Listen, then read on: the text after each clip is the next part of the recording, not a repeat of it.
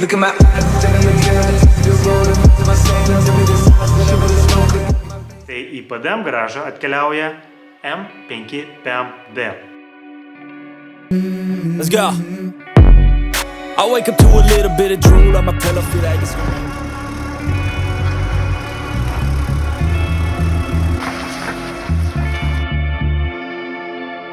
Važiuoju į Kauną, ten radau nemažai dalių geškiai, durelės, bagažinės dangtis, suportas bei buferius alcaino iš karto.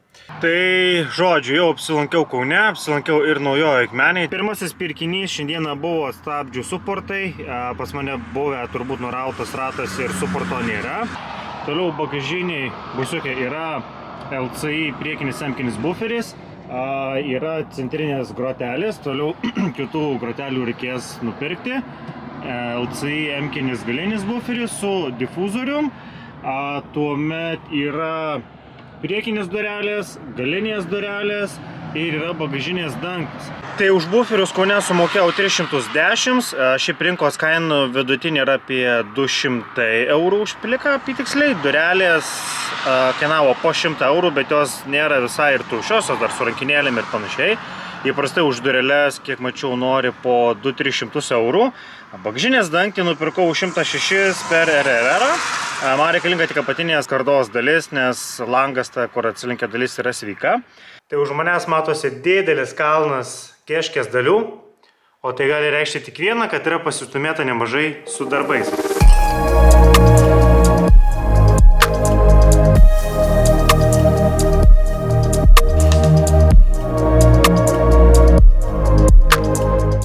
Nurinktas yra priekis, kapotas, vienas sparnas, telikas, radiatoriai nuimti ir dabar galima prieiti prie būtent jau šitos stebulės. Nuimsiu ratą ir tuomet dar parodysiu, kur buvo niuansai, kuomet kai pirkau automobilį ir kas buvo negerai, kai jį reikėjo užsivaryti ant ralo. Tai nuimtas ratlankis, stabdžių diskas, jog būtų geriau matyti. Tai pirmas dalykas, kai automobilį apžiūrinėjau, jisai įdėjo, ar matosi, čia dabar yra tokios žymės. Tai buvo visai kitas diskas uždėtas, automobilis įdėjo, pardimo metu tą diską pasiliko ir uždėjo tą sudaužytą diską ir jisai jau nebesisuko. Aš kaip supratau, tai yra ne nuo X-Drive'o stebulė, nes čia nėra ir kiaurymės pačiam guolyje, tai reiškia stebulė nėra nuo šito automobilio. Tuomet matom tą varžtą, matot, ten turėtų būti pagladėję šarnyras, yra varžtas. Plius yra virinta čia šakė, neaišku, ar jinai yra originali, ar šios mašinos, ar iš roto nupirkta, paimta lūžus ir suvirinta tiesiog, kad mašiną pastatyti ant rato, sunku pasakyti. Taip pat, kaip minėjau, yra sudėti KV koilai, V3. Vizualiai kol kas negaliu pasakyti, ar jisai linkęs ar nelinkęs, reikės jį greičiausiai paskui išiminėti ir vežti į servisą, kur tvarko amortizatorius, patikrinti. Tai dabar planas yra nusimti šitą stebulę ir bent jau kol kas laikinai sudėti, kad mašina riedėtų. Nes man dar trūksta ir gumos, kurią pamiršau užsakyti vairo kolonėliai. Dar reikės vėliau dėti ir pusašį, tai vis tiek čia vėl ardysis. Tardimo darbai padaryti, nurinktas stebulės visom šakėm. Nuimtas mortikas. Tai čia yra naujai nupirkta stebulė, o čia yra senoji. Matosi, kad čia net X-Drive'o nėra ir skylės. Taip pat reikėjo nusimti ir mortiką. Mortikas panašu lyg ir tiesus, nėra linkęs. Tai iš esmės keičiasi visi komponentai, keičiasi stebulė. Čia yra supirktos visos traukės šakės. Ir vienintelis komponentas, kurį kol kas įdėsiu seną iš viso šito setupo, tai yra šitas laikiklis amortiko. Tai nuardžius visas detalės, dabar kur kas aiškesnis vaizdas yra, kaip atrodo lonžeronas. Man tai nėra pagniuždytas kaip ir atgal. Šitoj pusėj yra pažįstas slenkstis. Visa šita dalis, ji kaip ir sveika, ji nėra sugniuždyta, kažkokių palanksimų nematau. Tai čia yra variklio pagalvė ir po ją yra kažkoks, net nežinau, kas per daiktas. Jisai galbūt yra susijęs su, aš nežinau, su kuo jisai net susiję, reikės pasižiūrėti. Bet esmė yra tokia, kad matosi pažeidimas vamzdelio, tai reikės pasižiūrėti, kur čia šitas daiktas, kas tai yra. Ir reikės užsakyti naują. Galima pereiti dabar bus įrinkti, dėti stebulę. Taip pat šiandien atvažiavo vyrukai ir išpjovė stiklą.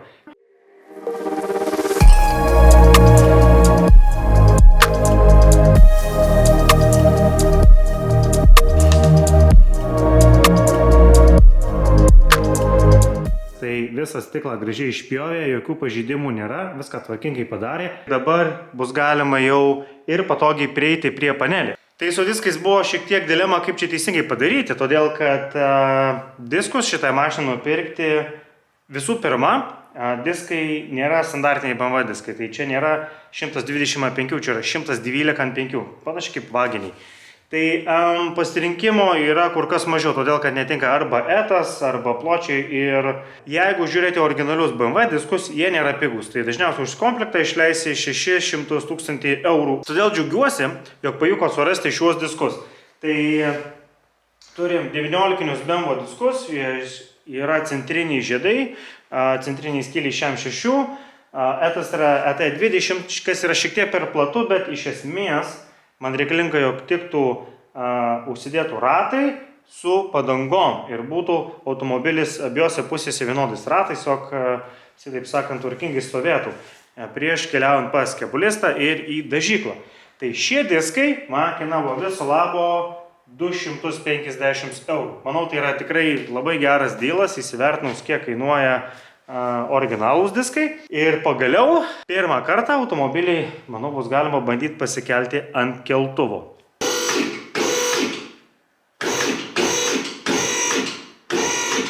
Tai automobilis pasikeltas ant keltuvo, galima pasikeisti dabar visus ratus ir pasibaigti rinkti šitą pusę vairuotojo.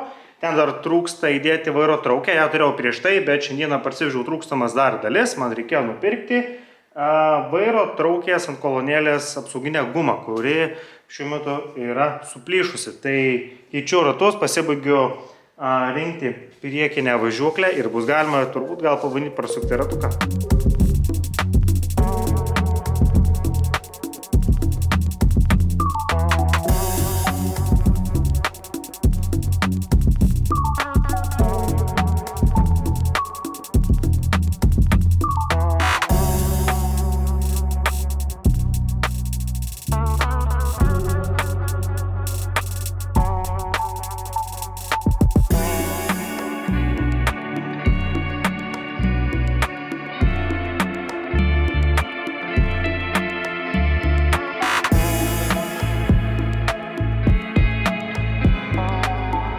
Automobilis yra pagaliau ant žemės, surinkta pakaba, pakeisti ratai, nurinktos išorinės detalės, kurios buvo reikalinga nuimti, jog būtų galima inspektuoti kebulistui pažeidimus. Vienintelis dabar dalykas, kas man liko padaryti, tai yra nusardyti salonė dalis, nuimti lubas, bagžiniai prasardyti, jog matyti pažeidimus. Ir jau tada bus galima skambinti kebulistui ir išgirsti jo verdiktą. Aš turiu savo nuomonę apie kėbulo būklę, bet ją kol kas pasilaikysiu iki tol, kol apžiūrės kebulistas.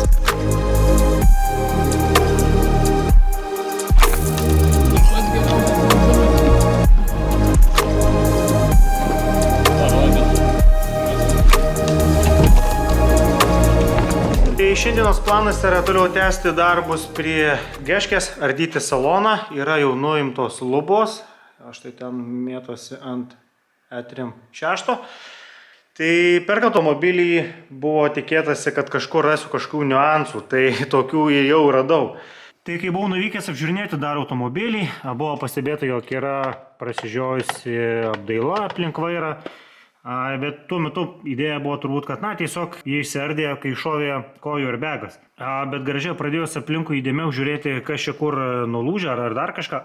Ar reikia ar nereikia užsakinėti naujas dalis. Pasižiūrėjau, kad visos fiškutės, viskas kaip ir atrodo gerai. Ir po to pastebėjau prie vairo štai tokį vaizdą. Tai panašu, kad vairas buvo nulaužtas. Kas keisčiausia, kad pats vairas yra gražus, tvarkingas. Tarpsme, nelinkęs nieko, su vairu viskas yra gerai. Tai kadangi esu iš anksčiau turėjęs niuansų su Range Roverio elektriniam šitom kolonėlėm, vairo mechanizmais ir jie ant Range'ų yra problematiški ir nėra pigi dalis, tai galvoju, tai čia turbūt gal būsiu irgi užvažiavęs ir papuolęs su nenumatytom, nepigiom išlaidom. Tai jeigu pasižiūrėtume mes į krastą, tai krasto šita dalis kainuoja kiek daugiau nei 3000 eurų. Pasižiūrėjus RRR, pigiausias toks mechanizmas buvo apie 250 eurų, tai jau galvoju, kaip ir neblogai. Na, o įmetus dar skelbimą, kad ieškau dalių į Facebook'o grupės, atsirado geresnių dylų po 150 eurų, po 200 eurų ir netikėtai dar išpuolė Alytuje už 70 eurų. Tai yra geras pavyzdys, kuomet reikia iš tikrųjų skirti laiko ir ieškoti tų dalių, nes kaina gali labai ženkliai skirtis ir taip netikėtai neplanuotų išbranginti projektą tavo. Pasistumėta su darbais bagažiniai, prasardyti plastikai šonuose. Na ir vaizdas vienoje pusėje nudžiugino, kitoje pusėje yra niuansų. Tai dar kartą galima pasižiūrėti į šį kampą, į mušimą. Tai matosi, kad čia yra iš tikrųjų skardos jau palankstytos ir labai aiškiai, kad reikės ketvirčio ir pačios skardos ir reikės šito kampo, nes tu jo jau kaip ir neištiesinsi, gražiai nepadarysi. Bet galvojau, kad bus viduje kur kas blogiau nuserdžius, tai matosi, kad dugno skarda yra kaip ir tvarkinga, graži. Kampe tolėliau matosi susiraukšlėjimas posparnio. Tai ten reikės tvarkyti, bet gera žinia, kad jisai nenueina gilyn jau į šitą vietą, o jis yra viso labo ten. Lonžeronas yra gražus, tvarkingas. Dugno visos čia skardosios irgi yra tvarkingos. Ir galima perti į kitą pusę. Tai čia yra tokia dubutė. Per bako dangtelį yra šiek tiek ir tarpas sumažėjęs. Durelės uždarius, durelių tarpai yra tikrai gražus, viskas ten yra gerai. Nusėmus buferį, tai iš esmės varė turbūt, kai vyko šitą kampą, kai pastūmė, tai įtakojo, kad biškis susilinkė ir skarda. Esu tikras, kad tą skardą pavyks išgelbėti ir to ketvirčio keisti nereikės. Bet niuansas yra tas, kad nesu tikras, ar nereikės keisti čia skardų, kadangi pažeidimai yra tokie, sakykime, gal kiek tokie aštresni, ypač šitas kampas šito vietoj. Ir kas turbūt gal didžiausią niuansą kelia, kad viskas yra tokiais gabaliukais. Čia yra gabaliukas, bet šitas kampas, jis yra vientisas ir eina iki nuo galo. Tai šitą dalį keičiant reikia ardyti visą dar ir bagažinę. Viduje tuo tarpu vaizdas yra kaip ir geras. Tai matosi palenkimas šiek tiek pačiam kampe ir vidinė skarda šiek tiek yra palenkta. Tai, kad reikės tvarkyti ir kitoje pusėje ketvirtį, buvo aišku, tik tai neplanavau, kad gali reikėti keisti skardos tos apačios, kur rodžiu, jog yra sulinkimai. Ir čia jau gali išpūsti, sakykime, biudžetą vėlgi remonto, kadangi gali reikėti dar ir keleivio pusės ketvirčio. Ne tik vairuoto pusės. Tai ketvirčiai bent įprastai kainuoja apie, F-kės turbūt kokie 400–500 eurų. Nežinau, kiek ieškės dar nežiūrėjau. Tai reikės, kad įsivertintų kebulistas, ar reikės toj pusėje skardų.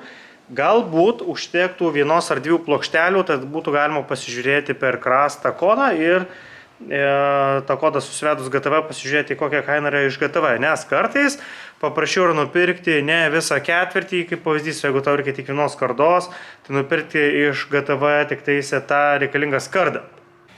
Tai toliau jau išsiardžiau sėdynės, nusirinkau, čia vaizdas viskas kaip ir gražu, gerai. Dar vienas dalykas, kas džiugina, tai kad šitos dalys panašu, jos visos yra tikrai gražios tiek vienoje, tiek kitoje pusėje, kadangi, kaip matosi, čia jos yra kaip ir priekyje. Šitos dalys jos nėra iš skardos, tai yra aliuminės dalys ir jos jau klijuojasi ir kniedinasi.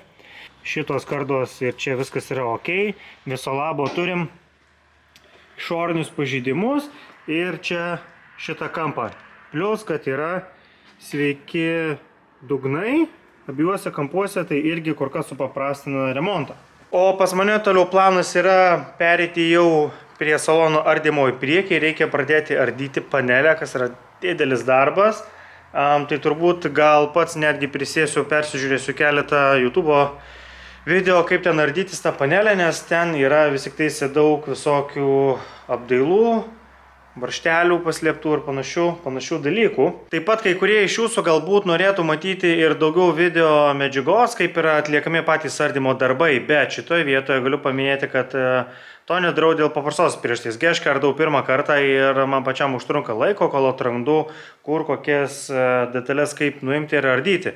Jei tai būtų KM6 ar E36, tai jo, ten galima užsimerkus ardyti ir galėčiau rodyti ir papasakoti. Bet ką noriu parodyti jums, jog yra patogus įrankis, kuris padeda tuos darbus atlikti ir jeigu jums taip pat yra aktualu įsiardyti, nusimti vienus ar kitus elementus nuo automobilio. Tai yra toks puslapis kaip BMW TIS ir ten jūs galite rasti visas instrukcijas, kaip atlikti ardymo darbus. Tai kaip pavyzdys mes matome šiuo atveju, kaip nusiardyti viduje plastikus, įvairius komponentus, surašyti kartais būna kokie įrankiai tam reikalingi, step by step, kokius žingsnius reikia atlikti. Toks įrankis yra iš tikrųjų labai patogus, pravartus ir leidžia išsaugoti ne vieną ir ne du komponentus jų nesulaužant. Ką dar iš savo praktikos galėčiau paminėti, tai kiekvieną komponentą, kuris yra, manau, kad gali skirtis varžtelį arba susimesti į krūvą, tai atskirdinėju tokius maišelius, susižymiu, susirašau, nuo ko jie yra ir pasižymiu kažkokią specifiką, jeigu jie yra būtina. Ką dar darau, kai ardausi automobilį, tai prastai dalis susivinioju į plastikų, į plėvelę skaidrę. Tai yra pirmas dalykas, tai apsaugau dalis nuo apsidaužimo, apsibraižymo. Ir antras dalykas, aš taip identifikuoju, kad dalis, sakykime, yra gera ir jinai turėtų būti panaudota atgal. Gera žinia yra ta, kad jau viskas iš esmės yra nuardyta, kas yra būtina, jog prieitų ir pamatytų kebulistas. Tai bus jau galima skambinti jam, jog jisai atvyktų ir apžiūrėtų automobilį. O tuo tarpu aš galiu perėti prie panelės ir pradėti ardymo darbus ten, kadangi yra šovusi panelė, yra šovusi vairuotojo sėdynė, tai vis tiek reikia ardytis airbagus ir tvarkyti tos komponentus. Tai vakar visai produktyviai pasidarbuota, pasistumėta šiek tiek į priekį. Galima pasižiūrėti, kaip atrodo dabar salonas. Tai kaip matosi, nebėra sėdynių, nebėra panelės, panelė kažkur ten, viena sėdynė ten, kita kažkur ten. Tai, žodžiu, salonas jau yra didžiąją dalim yra išardytas, nemeluosiu, buvo reikalų, dar daugiau reikalų bus jį surinkti, bet yra jau išimtas ir vairo mechanizmas, kuris prieš tai rodžiau buvo sulaužytas. Ir šitoje vietoje panašu, kad yra reikalų. Tai turime ant stelažo seną ir naują vairo mechanizmą. Ir išėmus senąjį, kaip ir prieš tai minėjau, su senuoju buvo problema tokia, kad šis buvo nulaužtas ir užvirintas. Į išėmus pasibėjau dar vieną dalyką.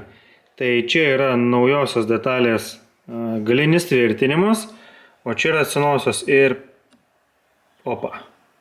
Jis yra sulaužytas ir ne tik sulaužytas, bet jis yra sulenktas. Tai galia tvirtinimas irgi galėjo lūžti, tai yra kaip ir normalu, bet natūraliai kyla klausimų, kas dar yra pažįsta ir kokie gilesni yra galimi pažeidimai. Tai šitoje vietoje šiek tiek kelia nerimo ir gali būti, jog darbo eigoje atsiras daugiau komponentų, kur bus pažeidimai. Taip pat šiandieną atvyko apsižiūrėti kėbulo jau ir kebulistas, tai iš esmės nepasakė nieko naujo, nei ką mačiau pats. Tai ką reikalinga keisti, ką galima išsaugoti, iš esmės, pavadinkim, nuomonė sutapo. Tai ką galvojau ir pats, tai šitą ketvirtį reikia keisti, nes yra per daug sudėtingi pažeidimai pačiam kampe. Taip pat kur kas yra praktiškiau pakeisti skardą, nei ją tvarkyti. Taip pat yra kur kas praktiškiau pakeisti šitą kampą, čia kur matosi siūlė, tai pakeisiu šitą komponentą. Tuo tarpu dėl šito kampo kažkokių didelių pažeidimų čia kaip ir nėra, visas pažeidimas yra aplink šitą vietą. Kadangi mes čia turime VIN kodą, tai bandysime išsaugoti šitą dalį ir jos nekeisti. Tuo tarpu gale šitą skardą ir šitą kampą pagal idėją turėtų pavykti saugoti. Tai aš tikiuosi, kad taip ir gausis ir nereikės pirkti ketvirčio. Ir dar vienas niuansas, tai čia pačioje esantis kampas, kuris yra šiek tiek pažįstas. Jis nėra giliai pažįstas, jis yra išorinis, bet tvarkingai gražiai padaryti, kaip ir reikėtų ketvirčio. Tai dabar užduotis yra tokia, pasistengti atrasti galbūt ne vien tik kampą, nes šitas kamputis kainuoja apie 140 eurų iš GTV. Bet tam, kad sutvarkyti pačioje kampą, ten irgi reikia dalių ir ten jau gaunasi, kad dideli komponentai ir išeina iš racionalumo ribų.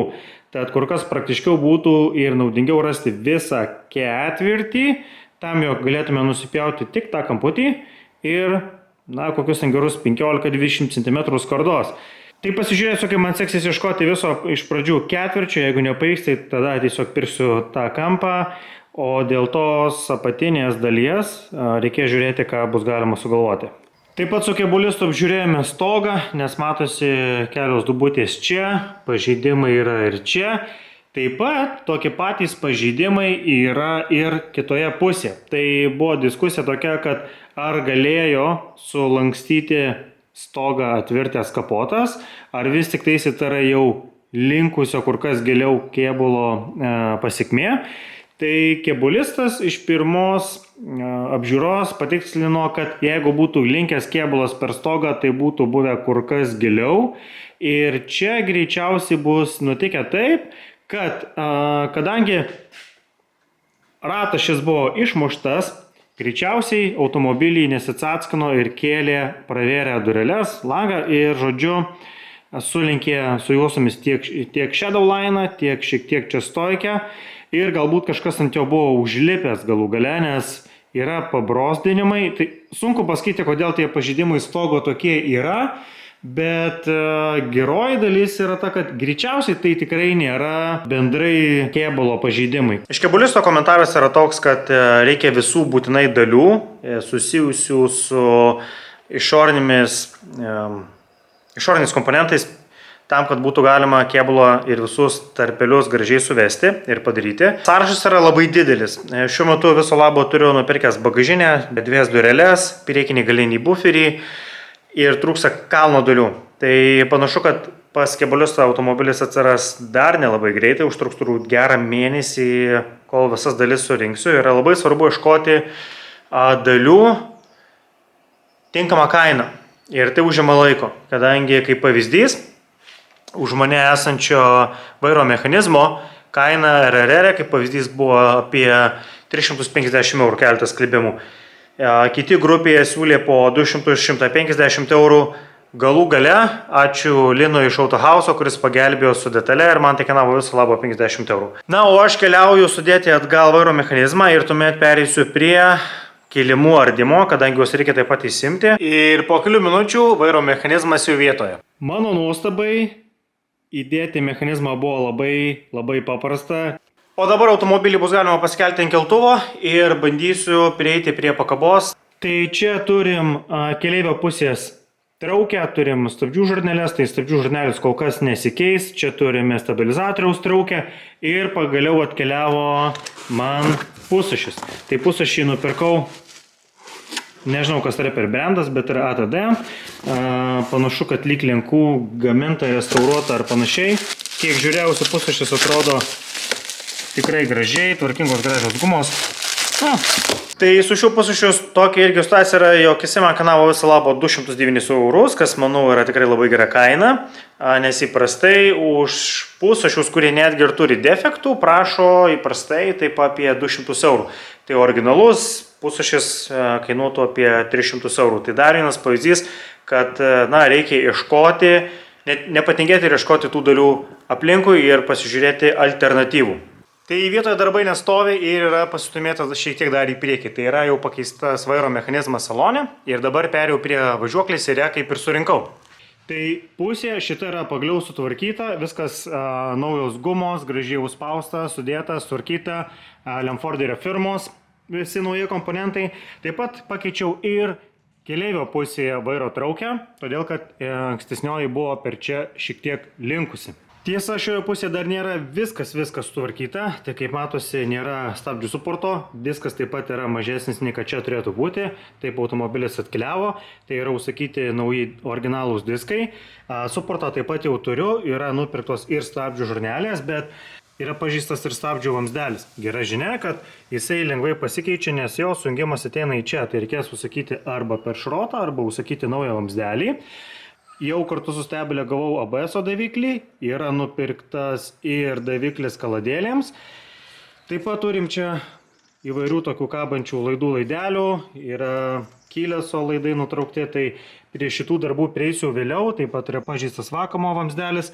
Yra naujų pirkinių, tai prieš porą dienų nupirkau priekinės lempas pagaliau, kurios kainavo 1150 €, kas yra tikrai geras dylas. Ar viskas su jom yra gerai, sužinosiu tik jas, žinoma, pajungęs, bei nupirkau kapotą. Ir su šiuo yra šiokių tokių niuansų. Kai pirkau kapotą, tai pardavėjas minėjo, buvo kelios duobutės, kurias meninis lyginimas tvarkė. Ir kaip matote, įvyko dar vienas darbelis. Pakeičiau dureles.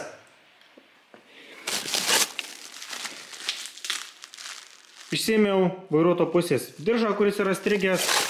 Susipakavau kitus airbagus, čia yra lubų airbagai, kelių airbagai. Sėdynė irgi išimta, paruošta, panelė išimta. Tačios dalys iškeliaus pas specialistus, kurie užsiima šių remontų. Prie ratlankio dar nepriejau, bet reikės pasižiūrėti artimiausiom dienom. Taip pat matosi visur mėtose bloškės. Jas nuėmiau irgi dėl tos pačios priežasties, norisi apsaugoti dalis. Yra išimtas ir galinis kilimas. Tai prie Geškės iš esmės manau, kad mano darbai yra baigti. Tiesa, buvo atvykęs specialistas, kuris užsiima meninių lyginimų. Tai pasižiūrėjo kapotą, sakė tvarkyti meninio lyginimo būdu tikrai neverta, nebent špakliuoti ir dažyti arba keisti kitų. Ir žiūrėjau dėl stogo.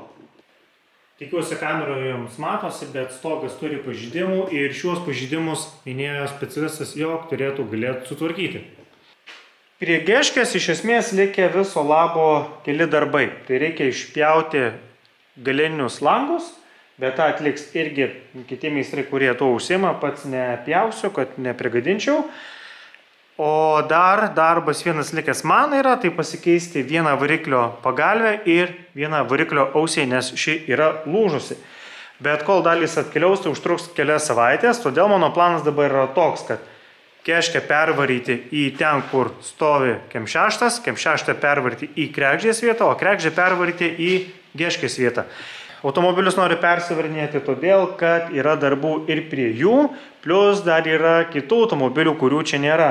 Ir prie jų darbų irgi yra. Todėl, kol nėra dalių prie Geškės, nėra prasmės konservuoti laiko, jį pervarysiu į kitą garažą ir bus galima darbuotis prie kitų automobilių ir laukti, kada atkeliaus dalys skirtos Geškiai. Tai kaip visuomet norisi padėkoti jums, jog užeinat pasižiūrėti, kas vyksta PDM garaže. Ačiū jums už palaikymą.